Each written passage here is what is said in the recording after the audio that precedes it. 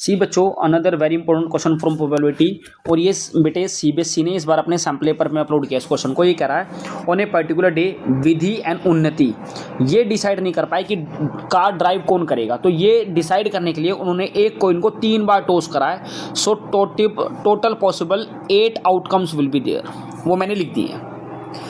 अब ये कह रहा है विधि, ठीक है, इफ विधि गेट्स 2 हेड, अगर विधि को 2 हेड मिल गई तो she will drive the car, तो विधि ड्राइव करेगी। इसकी प्रोबेबिलिटी कितनी है? 2 हेड आनी चाहिए। देखो 2 head, 1 2 3। Is it clear? Favourable case for विधि 3/8।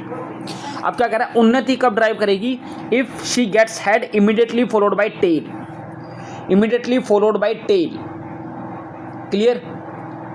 मतलब टेल के ठीक बाद हेड आना चाहिए। मैं इसको ग्रीन से लिख देता हूं, देखो 1, समझने की कोशिश करो, 2 3 और ये 4। क्लियर और नॉट क्लियर?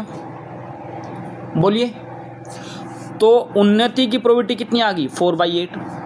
फिर क्वेश्चन में पूछा है who has greater probability. Clear पता चल रहा है उन्नति की प्रोबेबिलिटी विधि की प्रोबेबिलिटी से ज़्यादा है। She has more chance to drive the car.